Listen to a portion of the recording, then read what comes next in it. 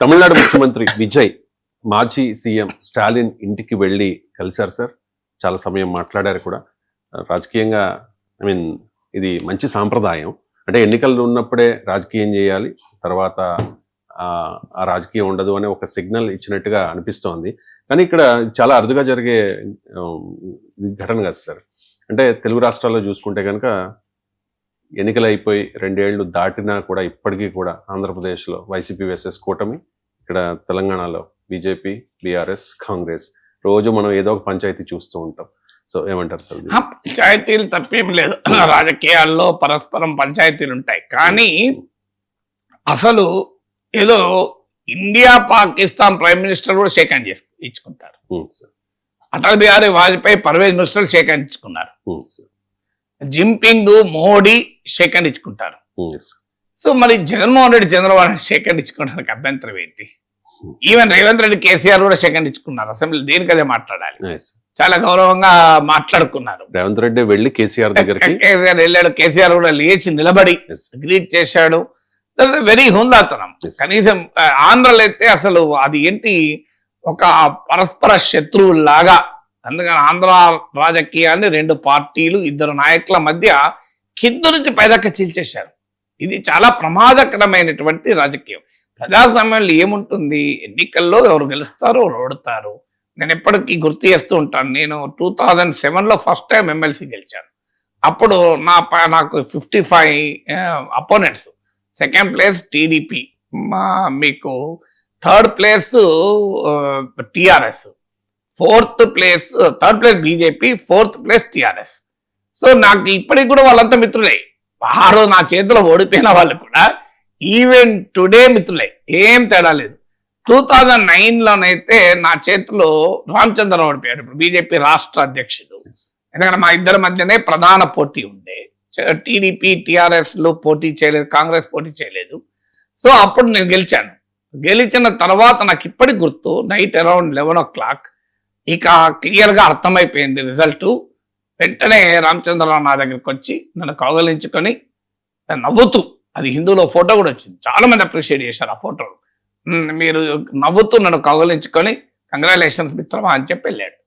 ఈనాటికి కూడా I respect him. అలా నా కొడుకు పెళ్లికి ఆయన వచ్చాడు, ఆయన కూతురు పెళ్లికి నేను వెళ్ళాను. Even till today when Ramachandra Rao issue వచ్చినప్పుడు మీరు ఎప్పుడైనా గమనించండి, నేను చాలా గౌరవంగా మాట్లాడాను. అఫ్కోర్స్ ఎవరి విషయంలో అగౌరవంగా మాట్లాడాను. రామచంద్రరావు విషయంలో ఎందుకంటే నాతో పోటీ ఏది ఓడిపోయాడు కదా, నిజంగా చెప్పాలి నా మీద ఇంత కోపం ఉండాలి. ఎందుకంటే ఆయన పొలిటికల్ క్యారియర్కి నేను దెబ్బ కొట్టాను కదా, మామూలు విషయం కాదు. ఆయన పొలిటికల్ క్యారియర్కు ఆయన తర్వాత 2015లో నేను పోటీ చేయనప్పుడు మళ్ళీ గెలిచాడు. సో అందువల్ల కానీ is a good friend, even today is a good friend. మీకు that is how the spirit is. నేను ఒకసారి ఆయన ఎమ్మెల్సీ ఉన్నప్పుడు ఫోన్ చేశాను. నాకు ఫోన్ చేసా, నాగేశ్వర్ అంటే ఎమ్మెల్సీ నాగేశ్వరరావు అన్నా అన్నాడు. నేను కాదన్నా ఎమ్మెల్సీ, నువ్వు మీరన్నా అన్నా. లేదన్నా నీ ఇంటి పేరు అయిపోయింది అన్నాడు. That is the cordiality in politics. ఏంది అన్టచబుల్ పాలిటిక్స్, శత్రువులుగా ఎవరికొరు మాట్లాడుకోవద్దు, నేరమా? సో అది ఎట్టి పరిస్థితుల్లో మంచిది కాదు. ఇప్పుడు కూడా గుర్తుంచుకోవాల్సింది ఏంటంటే మానవ సంబంధాలు అన్నిటికన్నా అతీతమైన అద్భుత సంబంధాలు. మీరు కులము, మతము, రాజకీయము, వ్యాపారము, వృత్తి ఇవన్నీ సెకండరీ. ఫస్ట్ మనం మనుషులం కదా, man is a social Animal కదా. సో మానవ సంబంధాలను మించిన బంధం ఇంకోటి లేదు, మానవీయ సంబంధాలు. సో మానవ సంబంధాల్లో మనం గౌరవించాలి.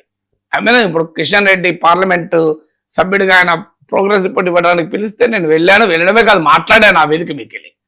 సో కిషన్ రెడ్డికి నేను బీజేపీ పార్టీలో ఉన్నా లేదు కదా, వాళ్ళ మీద పోటీ గెలిచిన కదా.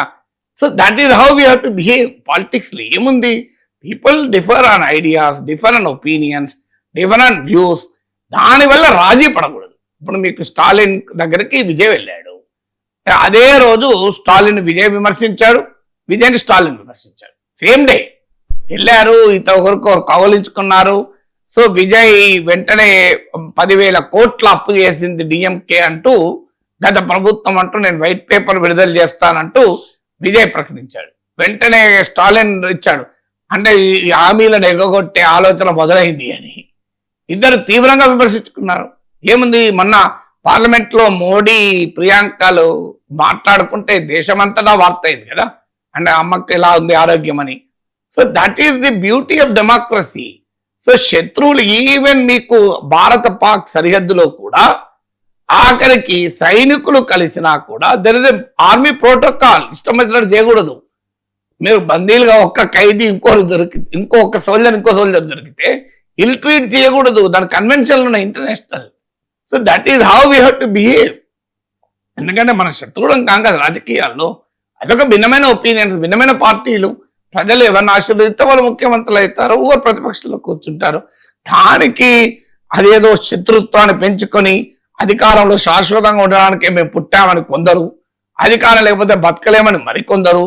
సో పర్సనల్ లెవెల్కి పోయి ప్రజలను రెచ్చగొట్టి సోషల్ మీడియాలో ఒకరికి పైన ఒకరు ఆర్మీలను ఎగిసిగొట్టి ఆఖరికి కుటుంబ సభ్యులను కూడా లాక్కచ్చి తిట్టి, ఇంత నీచమైన రాజకీయం అవసరం లేదు సమాజానికి. ఇటువంటి నేను రెండు పార్టీలకు చెప్తున్నా, హ్యావ్ ఎ డీసెంట్ పాలిటిక్స్, లేవ్ హ్యూమన్ రిలేషన్.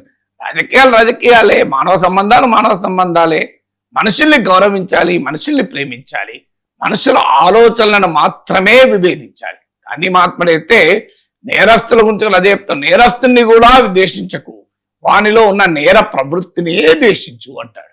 నేరస్తుని ద్వేషించకు, నేరస్తుల్లో ఉన్న నేర ప్రవృత్తినే ద్వేషించు అంటాడు. గాంధీ మహాత్ములా మనం ఉండలేం, కానీ అట్లీస్ట్ బేసిక్ హ్యూమన్ కర్టసీస్, మనం మనుషులము, మనుషుల్ని ప్రేమించాలి, మనుషుల్ని గౌరవించాలి, మనుషులతో ఆప్యాయత పంచుకోవాలి. అది ఆలోచనలతో మన ఇష్టం, విభేదించవచ్చు, అభ్యంతరాలు చెప్పచ్చు, ఖండించుకోవచ్చు, తీవ్రంగా వాదించుకోవచ్చు, అభ్యంతరం ఏమీ లేదు. But when it comes to human relations are above everything.